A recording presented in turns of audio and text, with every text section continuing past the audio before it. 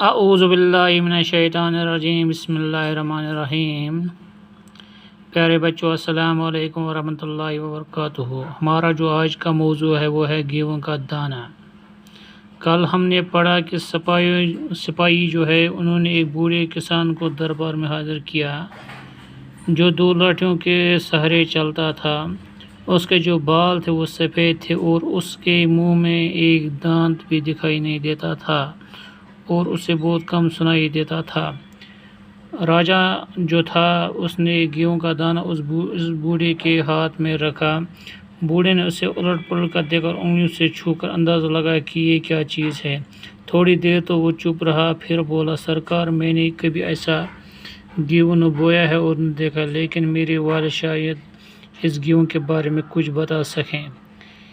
اس پر راجا نے حکم دیا کہ کسان کے باپ کو دربار میں حاضر کیا جائے۔ یہ کسان بہت ہی بوڑھا تھا، وہ ایک لاٹھی کے سہارے چلتا تھا اور اس کی ایک آنکھ بھی کام کرتی تھی۔ راجا جو ہے اس نے گیہوں کا دانہ اس کے ہاتھ پر رکھا اور پوچھا، بڑے میاں، کیا آپ نے اتنا بڑا گیہوں دیکھا ہے؟ یہ جو بوڑھا تھا، یہ بوڑھا کسان بھی کچھ بہرا تھا لیکن اپنے لڑکے جیسا نہ تھا۔ اس نے کہا، سرکار، میں نے آج تک کبھی اتنا بڑا گیہوں نہ بویا ہے اور نہ دیکھا، اور کبھی مول بھی نہیں لیا ہے، کیونکہ ہمارے زمانے میں مول لینے کا رواج ہی نہ تھا۔ ہم اپنے کھیتوں میں اتنا اگاتے تھے کہ مول لینے کا سوال ہی پیدا نہ ہوتا تھا۔ ان دنوں روپے پیسہ بھی نہ تھا، ہمارے گیہوں آج کے گیہوں سے بڑا نہ تھا۔ میں نے اپنے والد کی زبانی اتنے بڑے گیہوں کا ذکر تو سنا ہے، ان کے زمانے میں ایسا گیہوں ہوتا تھا۔ آپ ان سے دریافت کر لیں۔ اب اس بوڑھے کسان کو بھی حاضر کیا گیا۔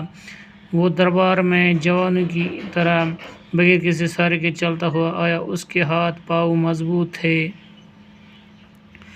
اس کی آنکھوں میں چمک تھی اور وہ بہرا بھی نہ تھا۔ راجا نے گیہوں کا دانہ اس کے ہاتھ میں دیا۔ اس نے جیسے ہی اس گیہوں کو ہاتھ میں لیا تو مارے خوشی کے اچھل پڑا اور بولا، یہ تو میرے زمانے کا گیہوں ہے۔ آج ہم نے یہ پڑھنا ہے کہ راجا نے پوچھا، بڑے دادا، کیا آپ بتا سکتے ہیں کہ ایسا گیہوں کب اور کہاں پیدا ہوتا ہے؟ کسان بولا، مہاراج، میرے زمانے میں ایسا گیہوں ہر جگہ ملتا تھا اور بویا جاتا تھا۔ میں نے اپنی جوانی میں ایسا گیہوں بویا بھی ہے اور کھایا بھی ہے۔ راجا نے پوچھا، بڑے دادا، کیا ایسا گیہوں بازار میں بکتا تھا؟ کسان نے جواب دیا، سرکار، ہمارے زمانے میں کوئی بھی اناج بیچنے کا گناہ نہ کرتا تھا۔ ہم میں سے کوئی بھی پیسے کا نام نہ جانتا تھا۔ ہر ایک کے پاس اپنی ضرورت کے مطابق گیہوں ہوتا تھا۔ یہ سن کر راجا نے پھر پوچھا، میرے میاں، یہ بتائیں کہ ایسا گیہوں آپ کس زمین میں بوتے تھے اور آپ کے کھیت کہاں تھے؟ بادشاہ اس نے اس بوڑھے سے کہا، بڑے دادا، کیا آپ بتا سکتے ہیں کہ ایسا گیہوں کب اور کہاں پیدا ہوتا ہے؟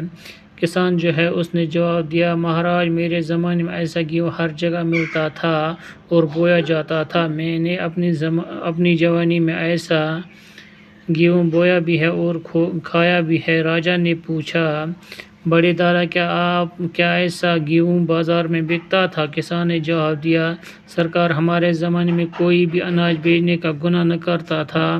ہم کبھی اناج بیچا نہیں کرتے تھے۔ ہم میں سے کوئی بھی پیسے کا نام نہ جانتا تھا۔ کسی کو یہ پتہ نہ تھا کہ پیسہ کس چیز کا نام ہے۔ ہر ایک کے پاس اپنی ضرورت کے مطابق گیہوں ہوتا تھا۔ یہ سن کر راجا نے پھر پوچھا، بڑے میاں، یہ بتائیں کہ ایسا گیہوں آپ کس زمین میں بوتے تھے اور آپ کے کھیت کہاں تھے؟ بچوں، یہ تھا آج کا اتنا ہی، باقی والسلام۔